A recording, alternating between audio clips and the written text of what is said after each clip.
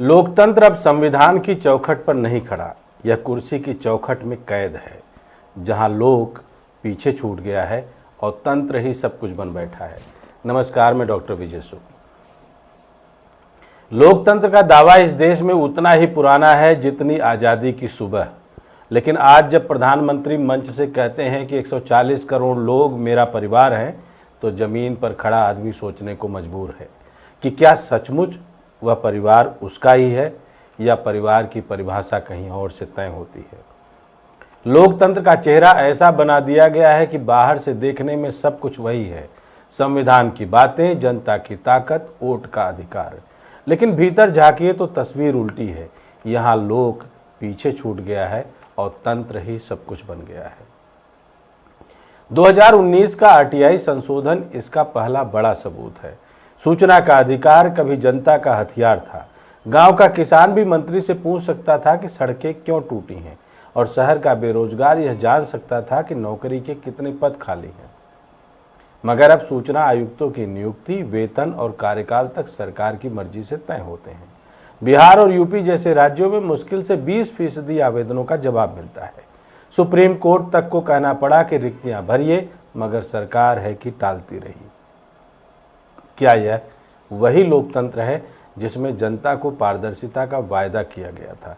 हकीकत यह है कि अब सरकार यह तय करती है कि जनता को कौन सी जानकारी मिलेगी और कौन सी नहीं।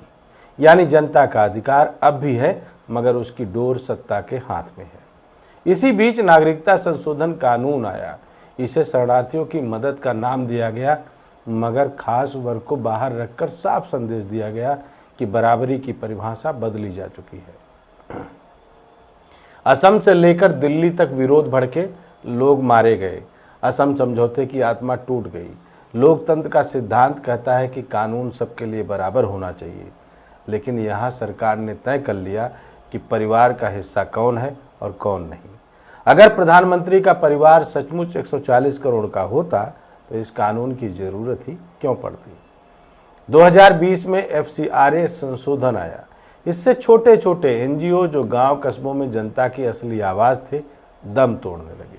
विदेशी अनुदान लेने पर सख्ती और उप अनुदान की मनाही ने उनकी रीढ़ तोड़ दी। बड़े संगठन बचे, छोटे खत्म हो गए। अंतर्राष्ट्रीय मानवाधिकार संगठनों ने कहा कि यह नागरिक समाज को कमजोर करेगा। लोकतंत्र में नागरिक समाज वह आईना होता है जो सरकार को उसकी असलियत दिखाता है, लेकिन अब आईना वही रहेगा जहां सत्ता चाहेगी। इसका दूसरा भी पहलू था। कुछ ऐसे एनजीओ थे जो बाहर की पैसे से देश के हित को चोट पहुंचा रहे थे, तो उन पर लगाम कसने की मंशा से यह कानून जरूर लाया गया, लेकिन वो मंशा छोटे उन एनजीओ की रीढ़ तोड़ गई जो सरकार को आईना दिखाने का काम करते थे। डिजिटल दौर की सबसे बड़ी चोट 2021 के आईटी नियमों से आई। सोशल मीडिया जो जनता की असली जुबान बन चुका था, अब सरकार की नज़रबंदी में था। ट्विटर, व्हाट्सएप जैसी कंपनियों को कहा गया कि स्थानीय अधिकारी रखो, कंटेंट हटाओ, सरकार चाहे तो खाता बंद करो। दिल्ली पुलिस तक को यह अधिकार दे दिया गया कि वह सोशल मीडिया पोस्ट हटाने का आदेश दे सके। हाईकोर्ट ने इसे असंवैधानिक कहा, कंपनियों ने विरोध किया, लेकिन सरकार पीछे नहीं हटी। लोकतंत्र वहीं मरता है जहां जनता की जुबान बंद कर दी जाती है, और यहाँ जुबान पर पहरा बिठा दिया गया। दिल्ली का लोकतंत्र तो सीधे तौर पर बंधक ही बना दिया गया। राष्ट्रीय राजधानी क्षेत्र संशोधन अधिनियम ने जनता के वोट से चुनी हुई सरकार को किनारे कर दिया और असली ताकत उपराज्यपाल के हाथों में डाल दी। जनता वोट डालती रही, मुख्यमंत्री बनते रहे, मगर असली शासन का हक केंद्र के प्रतिनिधि के पास है। यह लोकतंत्र नहीं, लोकतंत्र का एक बड़ा मजाक है। 2023 में नए दंड कानून आए। पुराने ढांचे को हटाकर भारतीय न्याय संहिता और नए नामों से कानून पेश किए गए। कहा गया कि यह आधुनिक ढांचा है, मगर सच्चाई यह है कि सजाओं और जुर्मानों का बोझ बढ़ गया।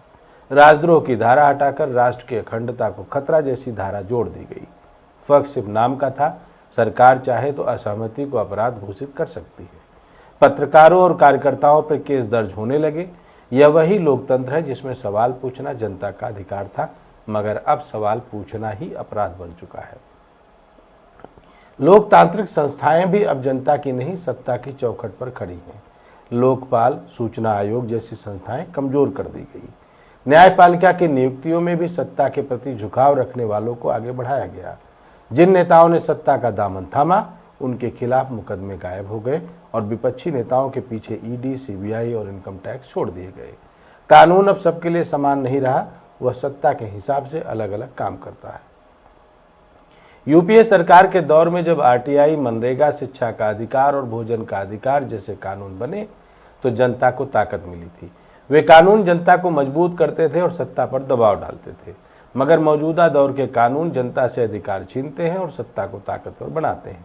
फर्क साफ है। तब लोकतंत्र जनता की ताकत से परिभाषित था, अब सत्ता की पकड़ से। आज का लोकतंत्र बाहर से देखने में उतना ही विराट और पवित्र लगता है जैसे कोई सनातन सभ्यता का प्राचीर। नाम वही है, जनता, परिवार, राष्ट्र, संविधान, मगर जमीन पर हकीकत उल्टी है।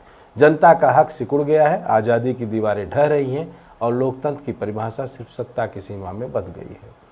जनता के पास आज़ादी है, मगर उतनी ही जितनी सत्ता चाहे। जनता के पास सवाल पूछने का अधिकार है, मगर जवाब तभी मिलेगा जब सत्ता चाहेगी। लोकतंत्र की यही सबसे बड़ी त्रासदी है। उसका नाम आज भी जिंदा है, उसकी पूजा भी हो रही है, मगर उसकी आत्मा तिल तिल करके निकल चुकी है। प्रधानमंत्री कहते हैं कि 140 करोड़ लोग उनका परिवार है, मगर सच यही है कि असली परिवार वही है जो सत्ता की नज़दीकी में है। बाकी करोड़ों लोग भाषण और नारे में तो परिवार कहलाते हैं, मगर अधिकार और न्याय के दरवाजे पर उन्हें पराया बना दिया जाता है। आज का लोकतंत्र अब जनता और संविधान की सीमा में नहीं, बल्कि कुर्सी और सत्ता की सीमा में कैद है। सवाल यही है कि क्या जनता अपने अधिकारों की लड़ाई फिर से छेड़ेगी या लोकतंत्र सिर्फ सत्ता का भव्य मगर खोखला प्राचीर बनकर रह जाएगा। जय हिंद, जय भारत।